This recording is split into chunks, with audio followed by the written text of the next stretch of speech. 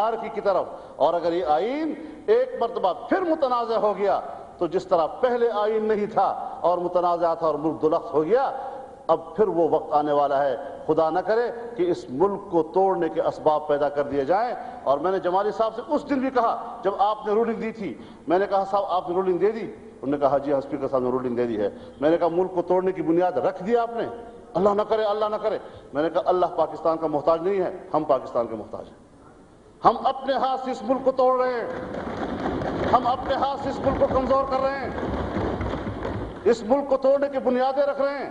آپ ہم سے تعاون مانگتے ہیں، میں پاکستان توڑنے میں آپ کی مدد کروں، میں جمہوریت کو قتل کرنے میں آپ کی مدد کروں، میں اس ملک کے آئین کو تباہ کرنے میں آپ کی مدد کروں. ہم نے تو اس ملک کی بقا کی جنگ لڑنی ہے، ہم نے اس ملک کی جمہوریت کی جنگ لڑنی ہے، ہم نے اس ملک کے آئین کی جنگ لڑنی ہے. اور آپ سے بھی کہتا ہوں، حکمران جماعت سے بھی کہتا ہوں، فوج کی قیادت سے بھی کہتا ہوں کہ اس ملک پر رحم کرو، اس قوم پر رحم کرو. آپ اپنی اقتدار اور اپنی اختیارات کے لیے اتنے اندھے ہو چکے ہیں کہ تمہیں ملک بھی بھول چکا، تمہیں جمہوریت بھی بھول چکی اور تمہیں قوم بھی بھول چکی. بہت شکریہ.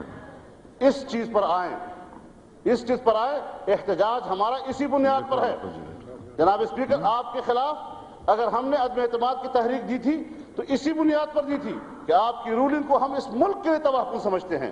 اور اگر ہم نے ڈپٹی اسپیکر صاحب کے خلاف درخواست دی ہے تو ان کا رویہ اتنا غلط تھا کہ اپوزیشن کے ساتھ اس طرح کا رویہ رکھنا.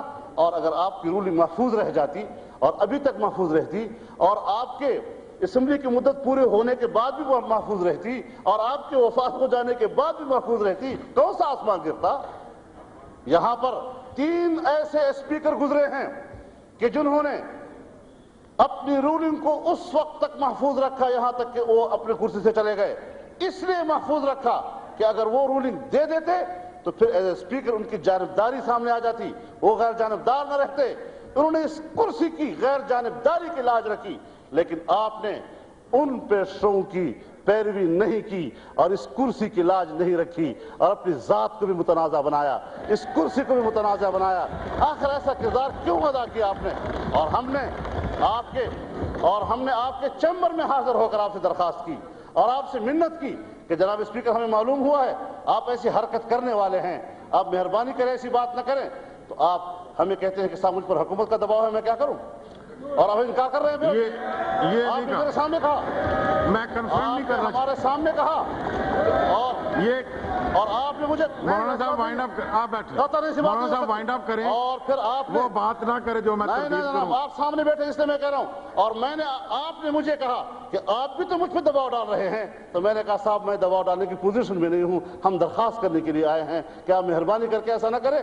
اور پھر ہم بیٹھے ہوئے ہیں ایوان میں، اس وقت آپ رولنگ نہیں دے رہے، جب کارروائی چل رہی ہے اس وقت آپ رولنگ نہیں دے رہے. جب ایک دفعہ بل پاس ہو جاتا ہے اور یہ معلوم ہے کہ اب ساری دنیا جا چکی ہے اور ابھی کوئی اس وقت اس کو ریزسٹ کرنے والا نہیں ہے، تو چپکے سے یہ آدھی رات میں اور اس طرح تنہائی میں اور ایسے ماحول میں کہ جب اس پر کوئی ریزسٹ کرنے والا موجود نہ ہو ایسی رولنگ دینا، یہ چوری چھپے رولنگ دینے والی باتیں ہیں. اس طرح کی رولنگ نہیں چلیں گے جناب والا. اس ایوان کے مالک حکمران نہیں ہیں، اس ایوان کے مالک ہم سب ہیں. اس آئین کے مالک آپ نہیں ہیں، اس آئین کے مالک ہم سب ہیں، اس آئین کو بچانے والے ہم سب ہیں. اس میں ہم آپ کے برابر کے فریق ہیں. آپ کے یک طرفہ فیصلہ نہیں قبول کیا جا سکتا. ہم برابر کے فریق ہو کر کہتے ہیں کہ اور آپ ہماری رائے کو نظر انداز نہیں کر سکتے. اور میں آپ کو بتانا چاہتا ہوں شہنشاہی ایران سے زیادہ وفادار اس خطے میں امریکہ کا کوئی نہیں رہا ہے. اگر امریکہ شہنشاہ ایران جیسے وفادار کو نہیں بچا سکا تو وہ جنرل مشرف کو بھی نہیں بچا سکتا.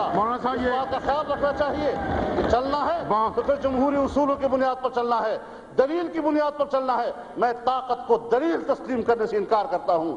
دلیل ہوتی ہے، آؤ دلیل کی بنیاد پر بات کرو، عقل کی بنیاد پر بات کرو، معاملات کو افہام و تفہیم کی بنیاد پر سلجھاؤ. ہم کل بھی تیار تھے، ہم آج بھی تیار ہیں. بہت شکریہ، بہت مہربانی.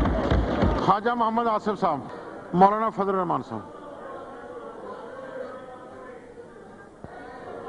ڈاکٹر شیر، جناب اسپیکر، مولانا میری تجویز ہے کہ سپیچ کا آپ کا اس میں اگر بات صحیح ہے جی.